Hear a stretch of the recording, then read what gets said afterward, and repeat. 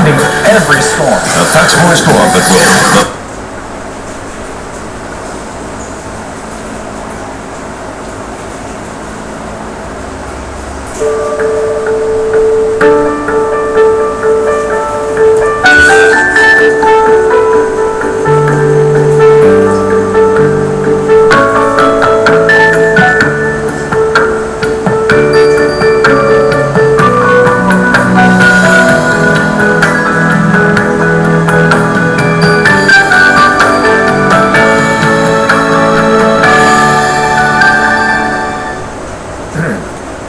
Day 13 of the government shutdown of 2013. Are we moving closer to the brink of agreement or to the brink of default? Commentary. As soon as Congress votes to reopen the government. It's also got to vote to meet our country's commitments, pay our bills, raise the debt ceiling. It's time for leadership. It's time for these negotiations and this conversation to begin. But with Democratic and Republican leaders at an impasse, when will we get a final solution to our fiscal mess? We have two key Senate leaders from both sides of the aisle to answer just how Congress can find a way out. Plus, the U.S. is meeting with sharp criticism from the rest of the world over the nation's fiscal crisis. In my exclusive interview with Christine Lagarde, head of the International Monetary Fund, I'll ask her what kind of damage has been done to America's reputation and how that could impact the world's economy. And only on Meet the Press, former Defense Secretary Leon Panetta. Is the shutdown hurting our national security? And what he thinks is different today from the last government shutdown in 1996. Policy of threats and basically holding the country hostage, whether it's on a continuing resolution or a debt ceiling or raising these kinds of blackmail approaches. I'm David Gregory. All that ahead on this edition of Meet the Press for Sunday, October 13th. From NBC News in Washington, the world's longest-running television program. This is Meet the Press. And good Sunday morning. Wish there were better news to tell you, but Congress and President Obama are still crawling to the finish line in the race to find a solution to America's fiscal crisis, with U.S. default possible this coming Thursday. The focus is now in the Senate. In session today, House Speaker John Boehner announced Saturday that talks between the House GOP and President Obama had broken down. So bottom line, there is no agreement on ending the shutdown of the government or raising the nation's debt limit. Joining me now, the Assistant Majority Leader of the Senate, Dick Durbin of Illinois, and Republican Senator Rob Portman of Ohio. Welcome both and Meet the Press. The leader of the Democrats, Harry Reid, the Majority Leader, Senator Durbin, said the following on Saturday, and let me share it with our audience. I hope that our talking is some solace to the American people and to the world. This is what should pass for progress in Congress in Washington doing its job. That take solace in the fact that we're just talking. It's a breakthrough. Hard to imagine, but it's a breakthrough. We reach a point where the House Republicans and their leadership really have stepped to the sidelines. They're not part of this at this point. They can't agree among themselves about what they want to have done in this negotiation. The conversation that started yesterday between Senator McConnell, the Republican Senate leader, and Senator Reid, I think has the promise of finding a solution. I don't want to be overly optimistic, but there's a lot at stake. It isn't just the government shutdown. And that, of course, has laid off 800,000 federal employees and denied people basic services. It goes way beyond this, as we know.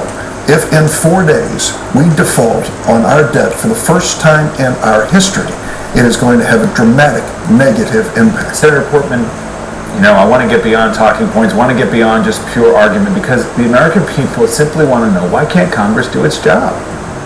Well, first of all, Congress can't do its job unless Democrats are willing to talk. And the reason what Harry Reid just said was a breakthrough is that the president has refused to negotiate. I mean, it's unbelievable. This is the first time in history that a president of the United States has said, look, I'm not even going to talk about it. No, if you look at it, I served for two presidents, as you know, President Bush 1 and 2. Leon Panetta, who you're going to talk to later, has served for his OMB director for another president. You always talk about it. Why? Because these votes are tough votes. The president should engage. You've got to deal with the underlying problem, which is the spending problem. So is it both of your positions? I think this is an important moment of clarity. Do you both believe it's 100% the other side's fault? Here's the point we've reached. We should have been in a budget conference 6 months ago to discuss these issues. We tried 21 times in the Senate to go to budget I conference. understand, that's the question. Is it 100% the Republicans' fault that we're here? I can tell you, if we had engaged in this negotiation in the budget conference and there was an impasse, then I'd say, well, there's fault on both sides. The Republicans in the Senate would not allow us to go to a budget conference to even debate these issues for 6 That months. sounds like 100% in his view. Is it 100% the president, the Democrats' fault, Senator? With all due respect, Next for the last 3 years, when the Senate Ain't none of them Democrats refused to put a budget out, Democrats said, we don't need a Not one budget, of we them can still lower have these vertebrae. appropriations bills, which is why we're where we are. Dick's right, man. not having appropriations bills. Yeah, I would say this, I would say the greatest act of bipartisanship Stiff. over the last few decades has been Republicans and Democrats alike overpromising and overspending. And so, yeah, there's fault on both sides, and that's where we are, and that's why the president and the So leaders what of can we Congress do? ought to take this opportunity to deal with the underlying problem. All right, so to keep we can the get budget caps in out of place debt. that, my gosh, we just put them in place 2 years ago. We've added almost $2 trillion to the debt since then, and what I understand from last night's discussion is the Democrats are now saying we want to bust those caps, but second, on the debt limit, we need to be sure that we're dealing with the underlying problem, which is a almost $17 trillion national debt. Okay, this gets And the president says he wants to do that, so let's work together to do it. We know it gets confusing fast, so I want to ask each of you, sort of bottom line question is, do we have an agreement on raising the debt ceiling and ending the government shutdown by Thursday? And if the answer is yes, Senator Durbin, what do you have to overcome? What are the real sticking points now that have to be overcome? You're asking us if we have such an agreement? Do you think you'll have it by Thursday? And if so, that means you will overcome what sticking points that you have right now? I'm a hopeful person, and I believe we can do it. I hope sensible people prevail, because at this point, it isn't just a shutdown and all of the damage that's caused, but if we default on our debt, it will have a dramatic negative impact on the savings account and retirement account. Understood. So what are the Average sticking points? That's really The what I'm trying to sticking get to. points, whether or not we will sit down at the budget conference finally and start hammering them out, what will be the spending level for this fiscal year? The rest of the year, yeah. Whether there will be a sequester cut come the first 15 days of the new year, the new calendar year. No. Those are the basic elements that I think we need to work on. Bro, Does you the know, I'm discussion talking about about- the sequester thing, you I'm a know, yes, by the way. stick to it. Yes, the deal by Thursday. Yes. Because you will have overcome what obstacle? Well, because we will have decided as a Congress that we need to avoid going over the debt limit, and we'll figure it out, and it'll probably be a relatively short-term But solution. you know the House leadership, you know a lot of House Republicans in particular, they seem like they're quite unhappy here. They don't want to do a long-term extension, raising of the debt ceiling. They want to still have a conversation about Obamacare. In your estimation, should the discussion about Obamacare be over? Well, first of all, I oppose Obamacare. I think we ought to repeal it and replace it, and I think most Americans agree with that. But we can minimize the damage in this process by doing certain things that were consistent with the original Obamacare, like making people verify their income when they go on the exchanges, or dealing with the 40-hour work week so that more people aren't taken into 30 hours or below part-time work. But no, I think we ought to focus on these spending issues, and we can and should. I'm not suggesting there'll be a solution to all these long-term problems in the next 2 days, but I do think that we'll figure out a way to put off this, to have the discussion, and I'm hopeful we'll do that actually in the next couple days. So Put my off the question then gets, so You're gonna put off the if you get past the difficulties. crisis point and say, oh, I know, well, let's get Kids into a bigger graduate. discussion about the budget. You were on All the Simpson kids in Bowles, that elementary commission, you were school on are gonna pay the your super debt. committee, both of those went You're- nowhere. It wasn't so simple. Leadership Wasn't so is super, all- right? So we still have a problem, which is the Democrats want more revenue. Senior Republicans want to leadership deal with the, you know, is awful. the entitlements, which are, you know, really cannibalizing the budget. Where is there a reason to be hopeful that Congress can get to something meaningful? David, this may be heresy, but I think Simpson Bowles got it right. Put everything on the table. We know that come 10 years from now, Medicare is not sustainable financially. We've got to do something. Why wait 10 years to see that reality? We know that Social Security has 20 years, or perhaps less. What are we going to do about it today in a small way that will give it this longevity? And I have to say to the Republican side, for goodness sakes, we have a tax code that takes $1.3 trillion out of the economy each year, out of the Treasury, I should say, each year. And in that, we cannot find some savings, closing some loopholes, quote, raising revenue? Well, of course we can. Senator Portman, you referenced, I'll let you answer in just a second. Let me just raise this issue about Obamacare because I want to come back to that. One of the issues is that for conservatives, this has been such a huge issue. Even though the law has been passed and upheld by the court, they still argue, no, there's there's a basis to really try to make it better, to replace it, to get rid of it. And then you had Dr. Ben Carson, who won this straw poll at the Values Voters Summit here in Washington. This is what he said on Friday. I want to get your response. I have to tell you, Obamacare is really, I think, the worst thing that has happened in this nation since slavery. And it is, in a way, it is slavery, in a way. He was second in the straw poll. How much damage does that do to your position that Obamacare should be repealed? Is that overstatement that's counterproductive? Well, I mean, he's a doctor who feels passionately about this issue, obviously. He can speak for himself, but let me just go back to what Dick said. Well, but is that something that as a senior Republican you think is helpful to the debate about Obamacare? Well, I think what would be helpful is if we sat down and figured out how to make this less damaging to American families and to our American economy, because it is a huge problem. By the way, it's not just a glitch in terms of the rollout, it's a breakdown. Having tried myself to get on yesterday, I feel sorry for the New York Times researcher I heard about this morning who spent 11 days trying to get on and ended up with a blank screen. So, I mean, there are huge problems with it, but let's be honest, and we ought to be sure we can minimize the damage. Should Secretary Sebelius keep her job, both of you? Do you Absolutely. think? No question about it. Understand, we've been off to a rocky start for sure, because 15 million people wanted to get on. Because why? Because 40 or 50 million Americans don't have any insurance. This is their first chance, many of them, to ever have health insurance. They're desperate for an affordable health insurance policy.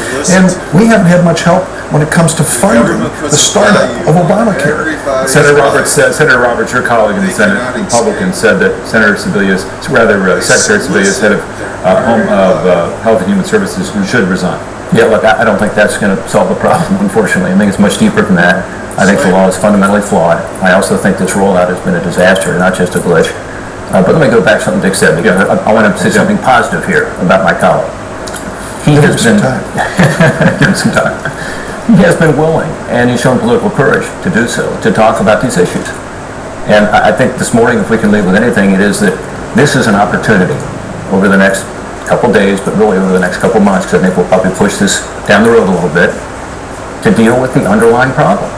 And that is the fact that we have these historic levels of debt and deficit that are hurting the economy today. It's like a wet blanket on the economy today. That's why we're not, in my view, getting the kind of robust recovery we all hope for. But it is immoral to do to future generations. And we keep building up this debt and deficit, and Dick's exactly right. We've got to deal with the part of the budget that's not being talked about, which is 2/3 of the budget and the fastest growing part. And if we don't do that, we will have failed. If we do that, we'll surprise the American people and do the right thing. All right, we're gonna have to leave it there because I'm out of time. Senators, thank you very much. I know you're back to work today, which is why you're here this morning, and we appreciate your time very much. Let me continue the discussion now and bring in Leon Panetta. He served as Congressman, Budget Director, White House Chief of Staff, CIA Director, and most recently Secretary of Defense. I would list other jobs he did, but we're running out of time in the program. Secretary Panetta, welcome back to the program. How are you? As you hear all of this, I want to come back to this 100% point. Is part of the real problem in Washington that you have two sides who are not interested in really negotiating, but really digging in and saying, look, this is truly 100% the other side's fault? Well, look, there's a lot of politics and soundbite wars going on in this town, and I understand that in part of the political process. But ultimately, I think both sides are really pretty much at the same place. Once you get past some of the rhetoric and some of the extremes, the fact is, everybody knows we've got to extend the debt limit in order to avoid that catastrophe. Everybody knows we've got to end this crazy shutdown of the federal government that's taking place, stop hurting the American people. And everybody wants to get into negotiations. I mean, what you just heard is a good example where Republicans and Democrats have to engage in the broader negotiations on the budget, on entitlements, all of the health care entitlements, on discretionary spending, and on tax reform. But we talk about it like it's a revelation, it's an epiphany. Even these two senators just say, we agree on this, we got to get back to this plate. Here you are, Meet the Press, in 1996, with the last shutdown, and this is what you said then. If there's anything we've learned over the last few months is that the policy of threats and basically holding the country hostage, whether it's on a continuing resolution or a debt ceiling, or raising these kinds of blackmail approaches to trying to get their agenda adopted, just has not worked. It's been a disaster 17 years ago, the same thing is being said now. David, I am really surprised that that the lessons that were learned 17 years ago, that you don't shut the government down, you don't hurt the American people, that lesson obviously was not learned and it's been repeated. You don't win in this town Secretary politically Leon, my dog by knows hurting the truth. American people. And that's what we're doing. We're hurting kids, You mean the we're hurting dog that was in families, the control we're hurting for individuals that are losing their pay, against not paying their mortgages. I mean, why would you allow a small to minority retrieve. who can't get their Osama way bin Laden. to basically take out their vengeance on their fellow citizens? That's what's happening. You're talking about House Republicans, but the president also knew that this day was coming. He also knew what the deadline was. And he appears to have made a calculation, having just been reelected, that, hey, I'm going to preserve for future presidents an ability not to negotiate over the debt ceiling, even though, as Senator Portman pointed out, previous presidents have negotiated on this. That's why we introduced the idea of having to raise the debt ceiling.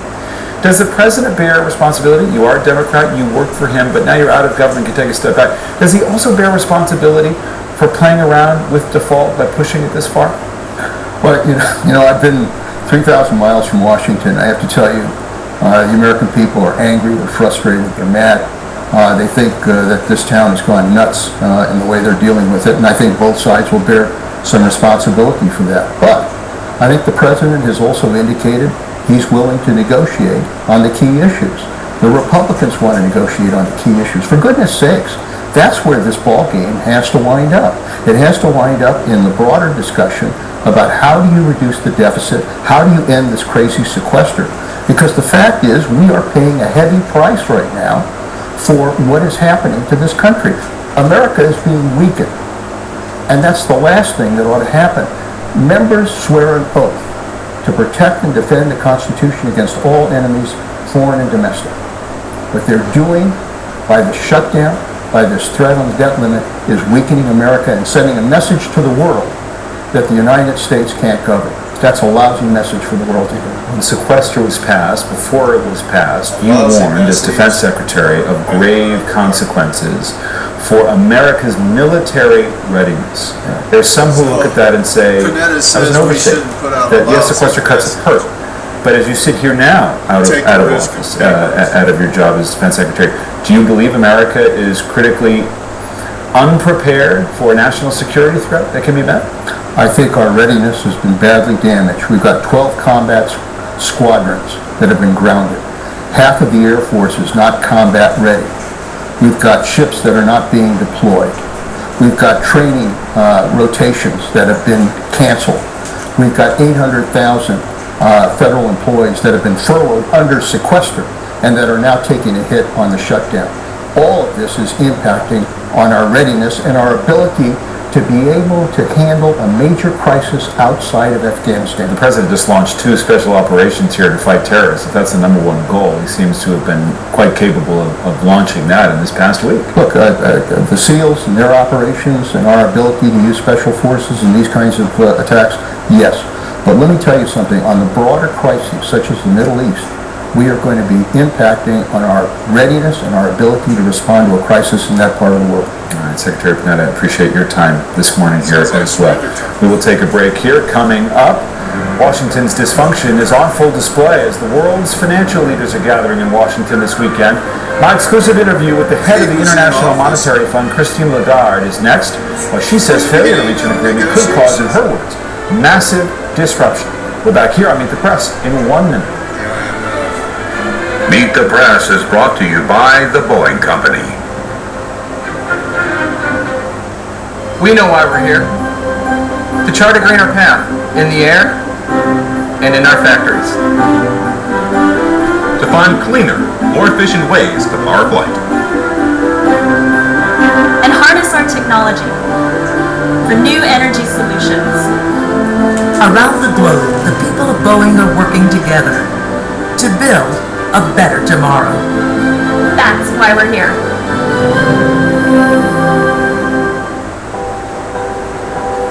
The pursuit of a better tomorrow is something we all share.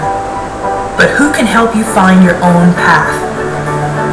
Who can build you a plan, not just a pie chart? Who can help keep your investments on course, whatever lies ahead? That someone is a Morgan Stanley financial advisor, and we're ready to work for you. Against the backdrop of a possible U.S. default, the world's financial leaders are in Washington this weekend for the International Monetary Fund's annual meeting. The IMF serves as the world's financial watchdog and rescue agency. Last night I sat down with the head of the IMF, Christine Lagarde, in this exclusive interview. So as we sit here, there's no deal. The American government is barreling toward default. How scary is this to you? It's very, very concerning. I've spent the last 3 days with nearly 300 finance ministers and governors of central banks from across the world. And the world was doing better. There was recovery in the US, in Europe at last. Japan was turning the corner. The emerging markets were still growing fast, and the low-income countries were really showing strong growth. And they all came together to talk about the US monetary policy and its impact on emerging market economies and how they should well prepare for that. And then they found out that debt ceiling was the issue. They found out that the government had shut down and that there was no remedy in sight. So it really completely transformed the meeting in the last few days. So help me understand, from your point of view, Managing Director of the IMF, the International Monetary Fund, where you're providing aid to countries at risk around the globe, but you're also keeping an eye on the U.S. economy, the global economy. Obviously, there is a credibility issue for the United States here, but help me understand the actual economic shock that would result from us not raising this debt ceiling and being in a position where America can't pay all its bills on time. Do you remember 2008, the beginning of the Great Recession? Well, if there was a combination of the government shutdown for a period of time and, more seriously, more damaging, if the debt ceiling was not lifted with a degree of certainty and enough time so that people could $1.2 trillion a year that sort of have the assurance that the economy was in good standing. One of you all's ideas. That would bring about so much uncertainty, so much risk of disruption, give it to the world. that the standing of the US economy would When we again stop, the whole thing will collapse. be at risk. That some of the obligations So that your advice is the first economy in the world has not would printing not be money. respected. It keeps And spending. I think, there was a lot of discussion have. amongst the finance So the ministers rest of from the world- all over the world about the technical aspects of it. And you Raise can the argue economic forever level. as to whether the impact is going to be 2.5%, On the 3%, elementary 5%, schools in the United States. how much public spending will have to be cut, how many more people will be unemployed. But one thing was certain around the table, it was that if there is that degree of disruption, that lack of certainty, that lack of trust in the US signature, it would mean massive disruption the world over. And we would be at risk of tipping yet again into recession. That was the impression around that big table. Right, in 2008, the Great Recession, as it's called, this would mean another recession from your point of view. If it wasn't resolved, yes, that's what the risk is. You know, there are some figures in our government and Actually, would Congress, it be an economic correction? Senator Rand Paul, others who say, this is Reality overstated. to report. Treasury can do things that the concept of default is hyperbole. But creative accounting is not the solution. And markets know that. The counterparts to the United States know that. And when you are the largest economy in the world, when you are the safe haven believe that we are in the largest all economy. circumstances, as has been the case, I don't believe we you are. can't the go largest into economy. I that think that's a creating lie. accounting You're business. propagating a lie. You have to honor your signature. You have to give certainty to the rest of the world, and you have to make sure that your own economy is consolidating that welcome recovery that we have seen in the last few days, because it impacts the entire economy. The result of this budget fight and previous fights has been part of a global debate about whether governments need to cut spending, deal with their entitlement state. You know, the American budget is overrun with mandatory spending on entitlement programs like Medicare and Social Security. Is austerity the answer? Are spending cuts that you hear American conservatives say are so necessary, is that the answer for our economy? Or is Europe teaching us that that's the wrong answer during a period of slow growth? You know, when we look at the US economy, we say something which is bizarre. We say, hurry up, but slow down. Hurry up, because measures have to be taken now to deal with entitlement, as you suggested, because there is a lot of entitlement coming up, and big liabilities coming up as well in terms of interest payment. But we say slow down, because the point is not to contract the economy by slashing spending brutally now as recovery is picking up. So the pace of consolidation has to be sensible in order to protect that growth which is generating job and which is helping in all sorts of ways. But hurry up to deal with entitlement that will come up and haunt you in a few years' time. So it's a balanced approach. Quickly, if we get past this crisis, if the debt ceiling is raised, if the government is reopened, what's your general view of how things are going economically in the United States and where you see it going? We see real improvement in the economy.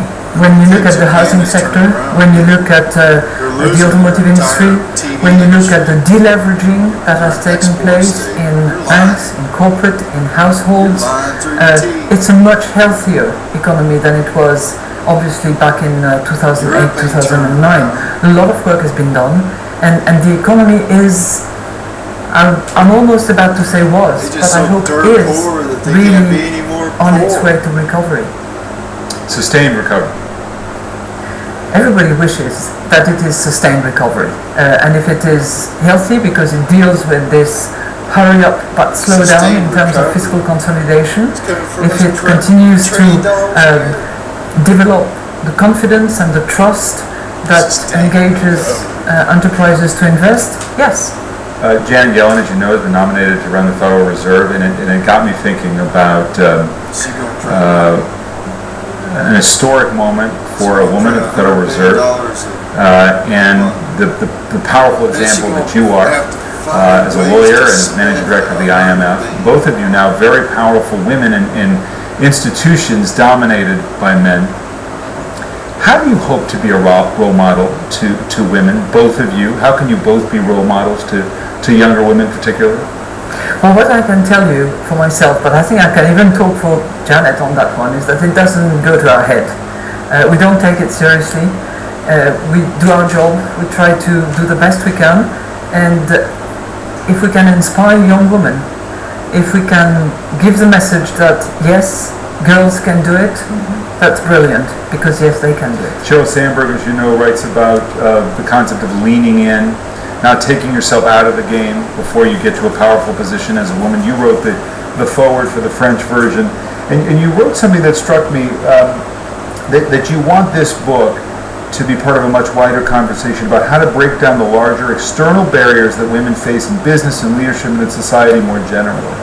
How do you break those barriers down from your point of view? Sine qua non, you have to be competent. So you have to work hard, you have to study, you have to be engaged in what you do. And the barriers that you find on the way, try to rally support of men and women around you, men and women, to break those barriers. And third, don't take yourself too seriously. Try to bring a bit of humor in the equation. It helps. And as you have said on more than one occasion, smile and grit your teeth a lot. Yes. Sometimes you have to, right? I've done quite a bit of that. Merci beaucoup. Merci. Thank you very much.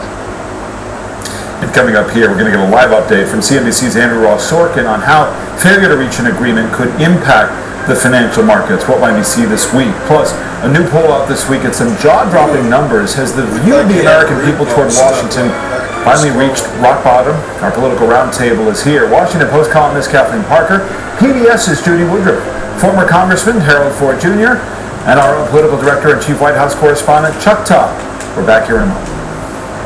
Now it's your turn to bring something to the table. Here's today's question. Weigh in now at facebook.com/meetthepress. Hi, I'm Diego. My name is Adam. You're on the Fueling Good road trip, and we are going to Citgo's across the nation, teaching the motto of Fueling Good. These Citgo stations are all locally owned. They are involved in their local communities, so people can be fueling good by gassing up at Citgo. Places will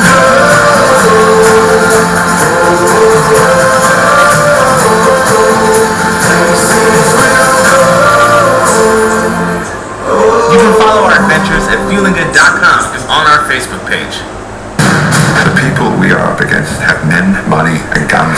All I've got is a website. You may have leaked the whole database. My God. What is the fifth estate? They have an agenda? Truth. Who is the fifth estate? It's beyond the law. In 5 days, discover the untold story Corruption and conspiracy the world needs to know. behind the website that changed the world. We need to crush these guys. Let's take the fight to them. The fifth estate. Friday. From Indonesia, Vietnam, all through our hub in Singapore. So as demand grows online, our supply chain is ready. Yeah, and vulnerable. You've got currency issues, tax exposure. I agree. We run forecasts in each country and for a range of tax scenarios. And how do you have the resources to do that? We don't. That's why we brought in BDO. BDO. People who know BDO. Norfolk Southern, what's your function? Cooking up the country, helping business run. They haul everything safely and on time. They connect the factories built along the lines, and that means jobs. Lots of people making lots and lots of things.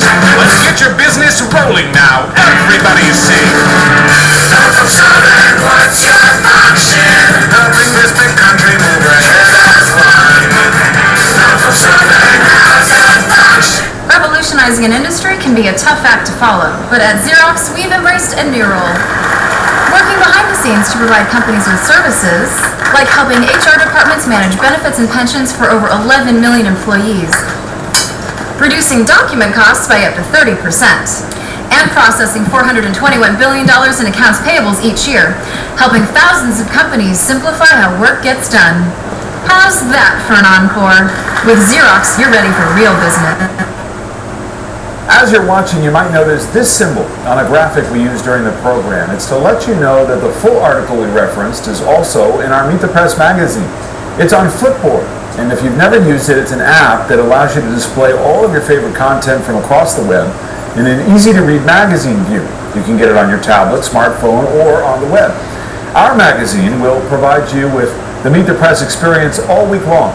Interesting content from the same sources we use to prepare for the program: books, magazines, articles, and videos. We'll also have exclusive material and highlights from the program. Download the Flipboard app on your smartphone or tablet, and once there, search for Meet the Press in the bar on the top right. Let me know what you think of our Flipboard magazine on Twitter, @David Gregory. You can follow that as well for updates from me throughout the week. We're back here in 60 seconds with our political roundtable. On our broadcast tonight, the shutdown continues, Nothing was simple today. and we don't appear any closer to a deal. The human tone is gut-wrenching. We just need to pull together and get through this together. Where the world unfolds. Nightly. NBC2's Health Connections, a directory of medical information from local experts, like the experts at Mandracia Plastic Surgery. Plastic surgery from a board-certified plastic surgeon. I got you white chocolate pumpkin. Oh, please don't call me pumpkin. No, there's white chocolate and pumpkin. Oh. Pumpkin. Haha! Pumpkin is back at Dunkin' Donuts. Hurry in for delicious pumpkin coffees and lattes today. America runs on Dunkin'. Attention Southwest Florida employers, JobSpot works. Let JobSpot help you staff up for season. Call Erica today at 939-2020. This has been JobSpot. Visit us today and master the art of sleep. City Mattress. Real savings every day. New ways to beat belly bloat. All new Dr. Oz. Meet the Press is back with our political roundtable. Here this morning, Harold Ford, Kathleen Parker, Judy Woodruff, and Chuck Todd. Now, David Gregory. And we're going to get to them in just a moment, but I want to check in with CNBC's Andrew Ross Sorkin because, Andrew, we've been talking about the impact on the markets. Thus far, the markets have been okay, but you listen to Christine Lagarde, as we get into this week, closer to Thursday with default, that could change, right? Absolutely. Thus far we have not cratered. You've seen the market come down, but not nearly as much as you might have expected. It actually came back up towards the end of the week on expectations. We get a deal because at base, Wall Street considers all of this theater, at least bad theater at the moment, expecting some form of rationality at the end of all of this. Tomorrow is Columbus Day. The stock market is open. I imagine it might be down a bit, but the day to watch is going to be Tuesday. That's when the bond market reopens, and that's when people are going to be really focused on treasuries, and you're going to start seeing banks and other institutional investors who haven't positioned themselves for this on expectations we would get a deal start to say maybe there's more to this and maybe we actually have to get ready, and if that's the case, I think we could be in for a bit of a ride. People also may not understand how much money it costs the government to be shut down. We talked about that on Twitter in our interview on Friday. You made the point, $1.6 billion last week, according to an analytics firm, IHS. Each day cost them. And each additional day in terms of economic output in this country is $160 million. Those are the numbers. So there are huge stakes here. If we get past the debt ceiling without a deal, even if we increase the interest rate on treasuries by 1 point, that's $120 billion annually. So huge costs to the real economy. There's going to be a cloud, an overhang either way, because whatever deal we get sounds like it's going to be a short-term deal. Through the holidays, people are going to continue to be nervous. It's going to impact investment. I can't tell you that this ends badly, but I can't tell you that it ends well. All right, Andrew Ross Sorkin, we know you'll be watching it all week long. Thanks so much for taking the time this morning. Our full roundtable is here. I wanted to show everybody, as we look at the politics of this and the impact of this here at the end of the week, here from our NBC News Wall Street Journal poll about re-election. Here was the question: would you vote to replace every member of Congress if you could? 60% in our poll. 60% said yes. Chuck, you talked about it as a political depression. That is the question for all of you. Are we in a political depression? Well, when 8 in 10 Americans say the country's headed in the wrong direction, and we're not in an economic downturn. We're not in an economic downturn. It is a fragile economic recovery, but we're in recovery. It's clear we're in recovery. There is a little bit of optimism. So when you have 8 in 10 Americans say we're in the wrong direction, and it's not the pocketbook, and it's not a war overseas, then what is it? It is this. It is the last time we had this, the only other time we were this bad in our poll was during the Great Recession and right after Lehman Brothers. So there's no other way to explain it. And I think that the country is totally now fed up with this broken political system. And, yes, right now Democrats are quote-unquote benefiting because the Republicans are taking the beating. But this is the crisis in confidence in government and the political system. This is the hangover that's going to hit. And Judy Woodruff, you've covered these issues over time. Yes, a couple of years ago, but it goes farther back. We were talking to Leon Panetta. Back in 1996, they were talking about the need to deal with Medicare. So it's Washington's inability to get to pass this fundamental belief that you're 100% wrong and I'm 100% right. That's right, David. I mean, I didn't cover the Great Depression, but when you think about it, this is as bad as it gets. If you go back to the 1930s, before FDR, and what the similarities are is back then it was the rich and the poor who were hurt by what was going on. Today it is, as Chuck just said, it's Democrats and Republicans.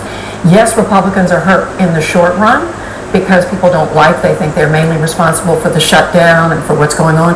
But in the long term, when people lose confidence in government and they think Washington is dysfunctional, Democrats believe government should work. Government should be there to help solve our problems. So if the public no longer has any faith in government, that hurts the Democrats too. Kathleen? I'm actually surprised it's not more than 60%. That is a high, though. We'll get there. Don't worry. It is a high, but even on the Hill, I mean, Republicans and Democrats are equally frustrated and equally disgusted with not only one another, but each, not the opposite party necessarily, but even among themselves.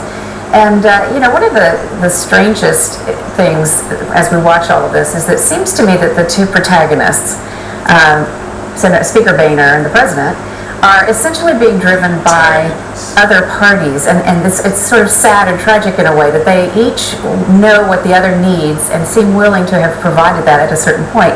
I think we're well past that point now.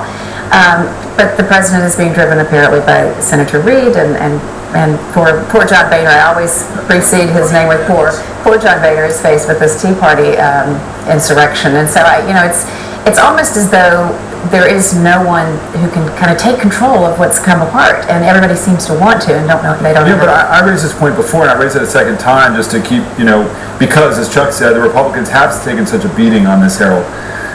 But, the president knew this was coming as well. And, we didn't have to face re-election again. So is there a certain aspect of this where he said, look, not only am I going to protect a future president from having to deal with these kinds of demands, but I can also do some real damage to Republicans here if they appear to be intransigent and have a strategy to shut down Obamacare, which doesn't have support. What's becoming increasingly clear, and you asked that question of the two senators, would each of you be willing to blame the other side 100%? And it was interesting to hear their answer. What's becoming increasingly clear is that the president's going to probably have to engage in a little give and take. There are two issues here. One, you have whether or not we raise the debt ceiling. You have a proposal to raise it for 6 weeks, a proposal to raise it till the end of January, and you have a third one where you want to take it to the end of the year. Second, to open the government, you got a group that wants to push it out till the end of January, another group wants to push it out for a few months later. When we look back, we're going to wonder how on earth could the president and others not come to some agreement when you have plausible, attainable kind of goals in front of us. Two, the economy is ready to take off. You saw last week, the market exploded. Biggest gain, single gain in the day of the year once it looked like a deal was within reach. Last week, reports demonstrated that America is now the #1 energy producer in the world, about to overtake Russia in natural gas, oil, and other petroleum products, which means more jobs, more high-paying jobs. Americans want to work. They want to get beyond this moment. It seems for those who are outside of this, and I'm not as close to Washington as I was before, that a deal is within reach. And to Kathleen's point, it appears that there are forces, Tea Party on one side, perhaps real progressives and liberals on the other, that are stopping us from actually doing, each side taking a small step and conceding a little bit. Boehner conceding a little bit with Republicans on some spending, and President Obama conceding with Democrats around whether it's Obamacare or perhaps some spending cuts. Well, to your point, the fact is there were several proposals made that were completely within reasonable bounds by anyone's measure, including Senator Susan Collins' proposal. And I mean, she worked with Democrats. To me, none of these are reasonable right now because we're talking about 6 weeks, 6 months, 8 weeks, maybe 3 months. You go to the cost of the shutdown. The cost of doing this 6 weeks at a time, even 6 months at a time, the cost of not having a budget that we haven't had in I don't know how long, an actual budget. The cost of doing that for the federal government is also costing us money. That's what's sort of, to me, the most frustrating, and I assume the most frustrating part of the public, is that they're fighting over a 6-week deal. But we need something to get beyond this moment. But you talk to the White House, and they make it clear the president is not going to bend on the debt limit. He does not want to go with a short-term agreement on the debt limit because you turn around and it's December or it's January, do it again. But if they say if you can remove the threat of a debt limit, the president is ready to talk about spending, about appropriations, about the sequester, those automatic across-the-board cuts. So they're saying that ability is there, but Republicans have got to get over. So if I ask one question, what is the nitty-gritty? I mean, here I asked the senators. So if you do get a deal by Thursday, what will they have overcome, Chuck? Because part of it is how much do you spend for the next fiscal year, and there's some debate about numbers. Right. So that's one thing. But Obamacare seems to be all through listen to Rob Portman. Yeah. His two demands now were... But he's not a House Republican. No, he's not. We're employee verification and the medical device tax at this point. So, I mean, the demands on health care now are very, very tiny. The problem for the Republicans has been the deal that Mitch McConnell and John Boehner would take, they can't sell. What they think would be a win. Mitch McConnell's going out there and saying, hey, look at these spending caps.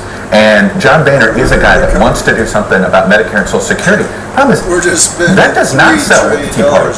So the Tea Party caucus does not want this. They do not believe that a big entitlement deal really is something to tout, certainly not something to take home to voters. But John it isn't Boehner gonna could win an increase in the debt ceiling as well as a reopening government if he chooses to avoid the Hassan rule. What is the likelihood as you count this up with numbers on the Hill? If we get to Tuesday or Wednesday, he does not have a majority of Republicans. He obviously, we get all the Democrats, could bring maybe 40 Republicans. Well, look, talks broke down last night.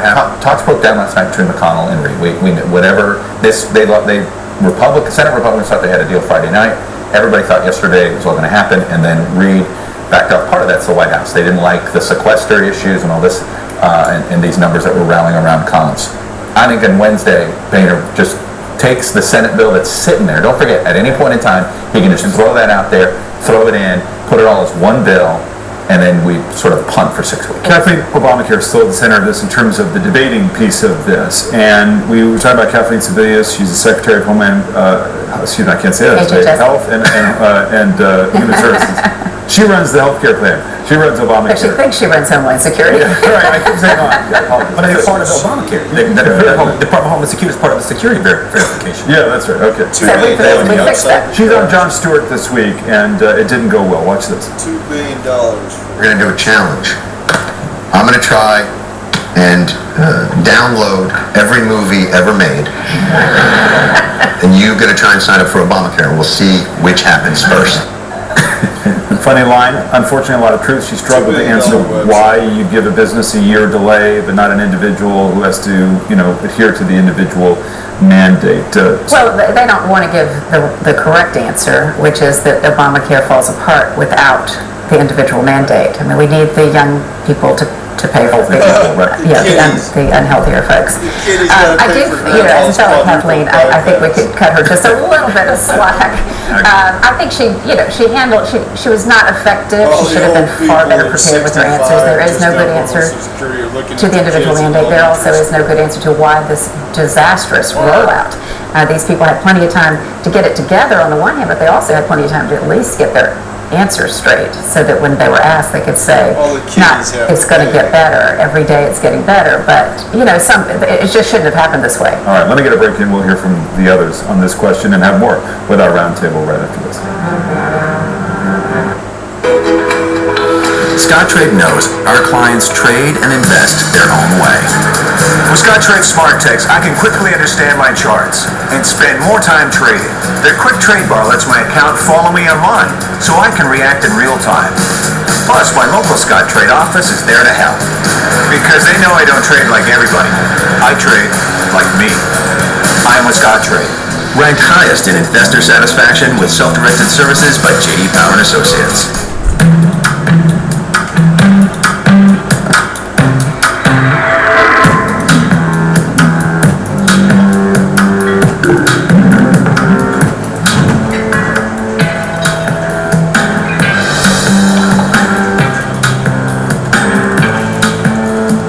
Experience the Buick Verano Turbo with more horsepower than an Audi A4. And everything else seems a little slow. It's a growing trend in business. Do more with less energy. HP is helping UPS do just that. Soon the world's most intelligent servers, designed by HP, will give UPS over twice the performance, using 40% less energy. Multiply that across over 1,000 locations, and they'll provide the same benefit to the environment as over 60,000 trees. That's a trend we can all get behind.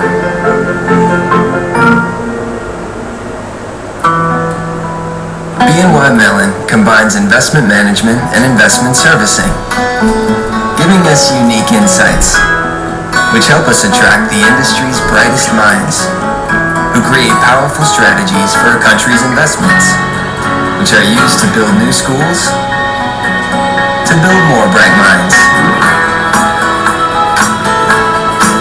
Invested in the world. BNY Mellon. Final moments here with all of you. The unusual effects of the shutdown.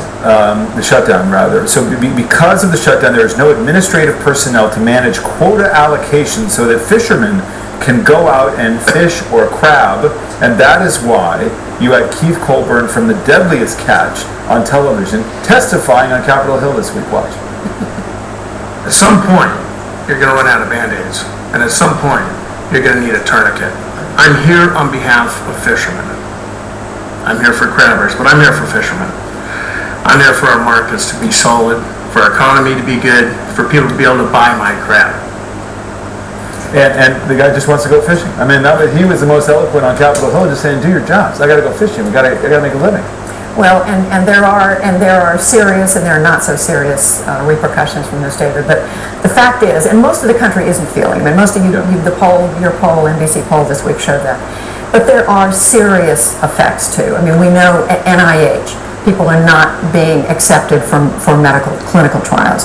We know that the White House said yesterday, out of the 5 scientists in the government who are the winners of Nobel Prizes, 4 of them are furloughed, which is just a symbolic way of saying research has been shut down. The Centers for Disease Control, food inspections are cut down. The salmonella outbreak on the West Coast, that's been the work that's been done on that. So one example like that. 1974, my dad was elected to Congress. It was the Watergate era. People have lost tremendous confidence in Congress. I think as historians look back 20, 30, 40 years from now, this moment will rank up there from 2008 to 2014 as a time in which, as we talked and your polling demonstrates, a lack of confidence, a dearth of confidence that may be hard to recover from as quickly as we'd like. And I hope it doesn't discourage quality people from running for political office over the next 5 to 10 years, because it's clear if anything from this mess, that's what we need most. All right, we're going to take a break here. We're going to come back in just a minute. Chuck Todd will stick around with his First Read Sunday, including an exclusive preview of new findings that will make you rethink the idea of the state of partisan politics today. When we come back, we'll check in just a minute.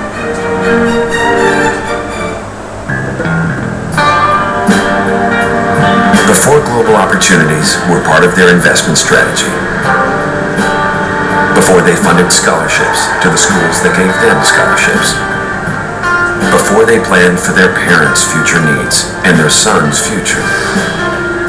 They chose a partner to help manage their wealth, one whose insights, solutions, and approach have been relied on for over 200 years. That's the value of trusted connections. That's U.S. Trust. May your lights always be green.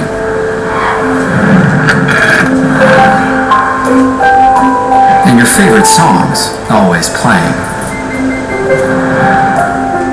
May you never be stuck behind a stinky truck. May things always go your way, but it's good to be prepared, just in case they don't. Toyota, let's go places, safely. At Northrop Grumman, we've always been on the forefront of innovation. When the world called for speed. When the world called for stealth. Intelligence. Endurance. Affordability. Adaptability. And when the world asked for the future. Staying ahead in a constantly evolving world. That's the value of performance. Northrop Grumman. There are plenty of things I prefer to do on my own. But when it comes to investing, I just think it's better to work with someone. Someone you feel you can really partner with.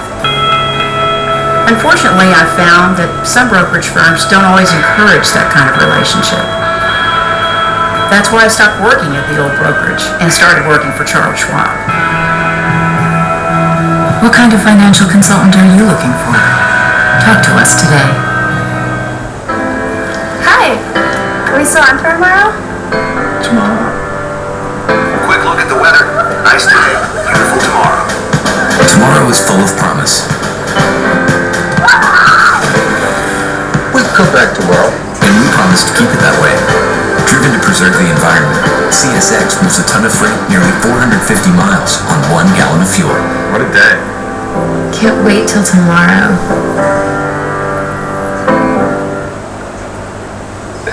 We're back once again here with Chuck Todd for his First Read Sunday. A look at the week ahead in politics. And first, the New Jersey Senate race. Right, if it's Tuesday, somebody's going to be voting somewhere this Tuesday. Harry Reid is going to get one more Democratic senator. We do know Cory Booker is going to win, but what's been interesting about this race, David, is he's kind of limped to the finish line here. He was a heavy favorite, the Republican here, Steve Lonegan. He's very conservative. He's a proud Tea Party Republican. Even had Sarah Palin campaigning with him yesterday. So not the way to win swing votes in New Jersey. But the more interesting thing is going to be how Cory Booker, he's going to be an impatient man when he's in the U.S. Senate. Yeah. This is not going to be somebody who's going to enjoy being at the back bench. He's going to be a rabble-rouser, I think, a little bit. It's going to be interesting to watch. What else? Well, you move on. I want to show you some, speaking of rabble-rousers in the Senate, let's talk about Ted Cruz. And I want to use him as an example here because in our poll, one part that hasn't been covered is how divided the Republican Party is. They really are in two camps. There's half of the Republican Party identifies with the Tea Party, half identifies with the non-Tea Party. And you see here the split. Ted Cruz, enormously popular with the Tea Party. But look at this. He's got a net negative rating with non-Tea Party Republicans. Right. And this is the divide that we're seeing play out right now. And how about Chris Christie, who could, be in a primary fight with him saying he'd kill himself if he had to be in the Senate right now? A different approach to this whole thing. Totally different approach, but, Ted Cruz has not been hurt with his base. That's the key point. Okay, what else here? And then on Tuesday, we're unveiling an NBC Esquire study. Esquire magazine came to us because they said, what is the American political center? How big is it? Well, we did this interesting survey with the Obama and Romney pollsters. They were our team on this. The center is the majority in this country. The left wing and the right wing combined are a minority. And this is what the center is, though. It's sort of a disconnected center. They do identify with one party over the other, but not comfortably. They like the government safety net. They're social libertarians. They're not really church-going people. But most interestingly, of course, that you need to know what they're doing later today. If they're not watching the show today, they're drinking beer and watching football. That's the other thing we learn about these centers. But it is a very interesting study. We're going to have a lot of details on it on Tuesday, and people can go on the web and find out where they fall in the American political And spectrum. people have to wonder if it's 51%. Does that mean anything more? This Congress does not represent a majority of the country. That's what this study is going to tell us. All right, Chuck, thanks very much. Back here in just a moment.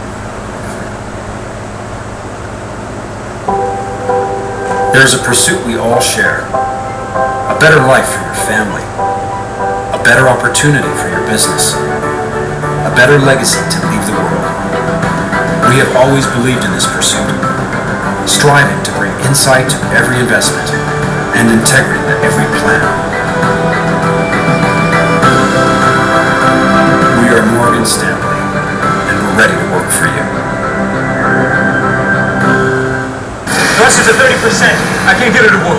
Losing thrusters. I need more power. Give me more power!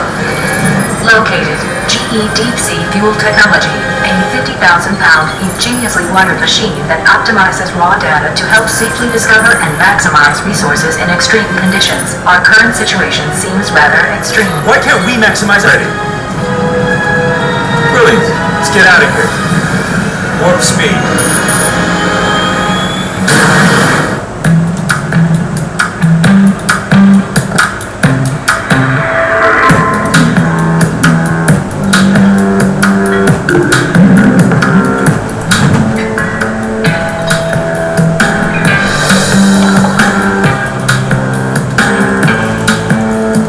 Experience the Buick Verano Turbo with more horsepower than an Audi A4.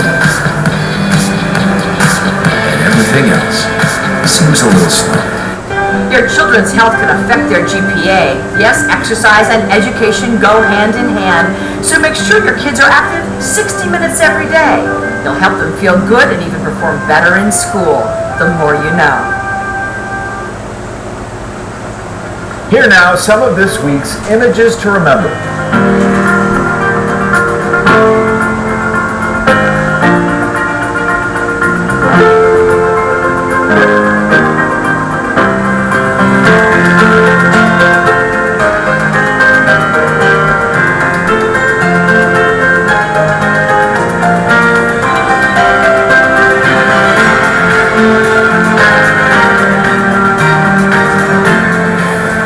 Image is of the new $100 bill that was rolled out this week despite the government shutdown. Interesting fact, the last redesign happened back in '96.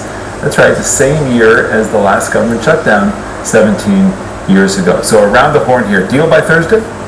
Yeah, I think by Wednesday. They have to. Yeah. Yes. Yes. Yes, but after that, it's really hard. Yeah. Right. Something long. That's the good news. Deal, and then it gets harder.